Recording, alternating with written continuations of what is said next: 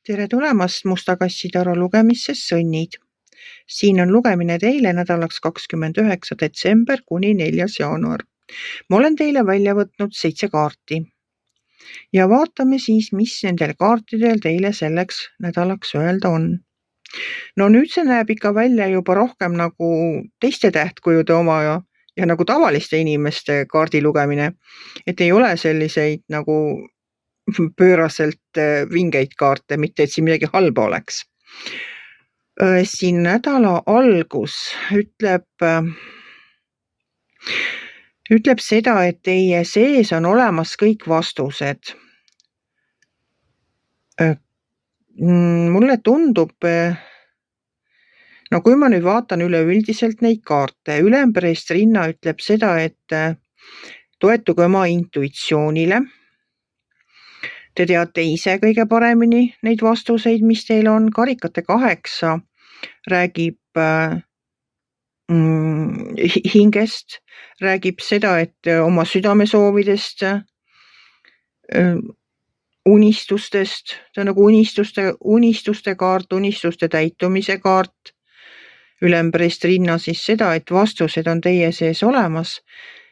Edasi tuleb kaart, mis ütleb, et see minu jaoks on ta natukene selline targem inimene, kõrgemal seisev inimene, kellel on nagu nõu anda, kellel on nagu mingisugune sõnum või nõuanne.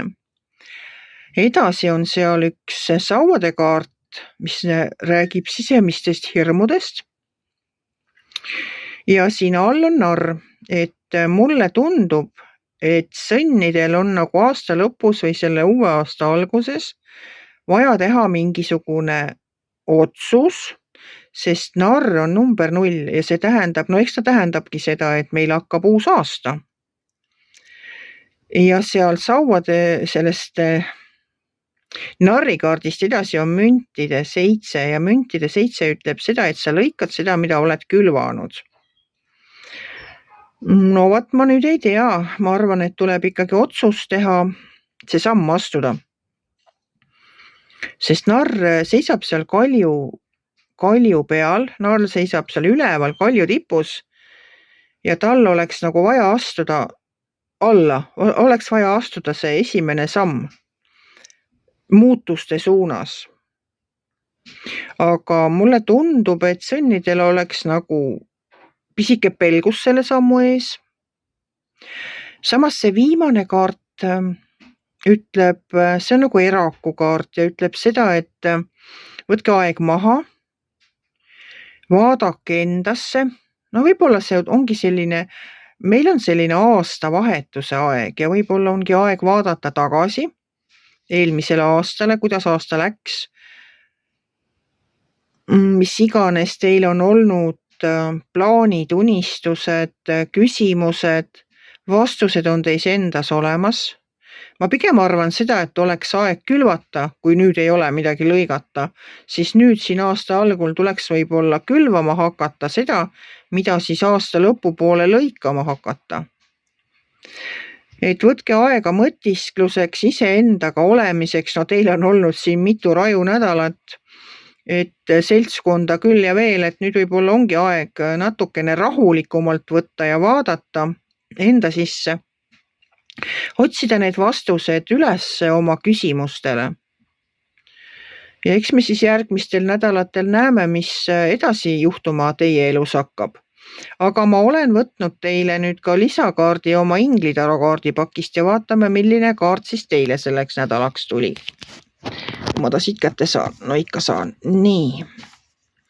Teie saite endale Arieli 10. Vaatame, mis ta siis ütleb.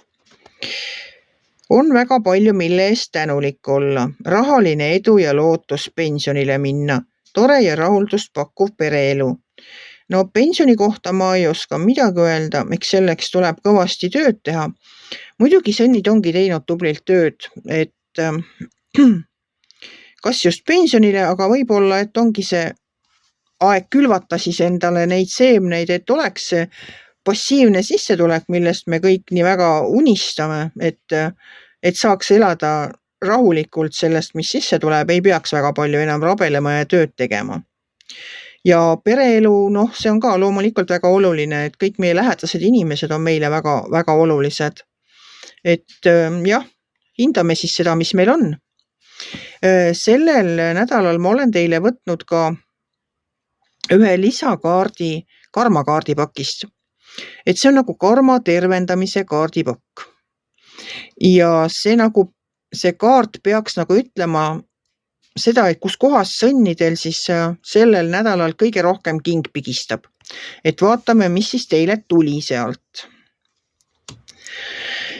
Ahaa, teile tuli siis nii, et seisa oma hirmudega silmitsi. Et hirmud on õpetajad, nad ei ole barjäär ega takistus. Seisa oma hirmudega silmitsi püstipäi ja hirmud kaotavad oma, nad kaotavad oma võimu teie üle. Kui te julgete oma hirmudega seista silmitsi püstipäi, siis hirmud kaotavad oma selle võimu teie üle. Minu meelest väga asjalik sõnum, miks oma hirmudega tulebki silmitsi seista. Aga olgu teil imeline nädala, olgu teil imeline aasta lõpp ja väga kaunis uus aasta. Kui teile minu lugemine meeldis, ärge olge kitsi, pange ikka like pöial üles, võite ka kommenteerida ja kohtume järgmisel nädalal.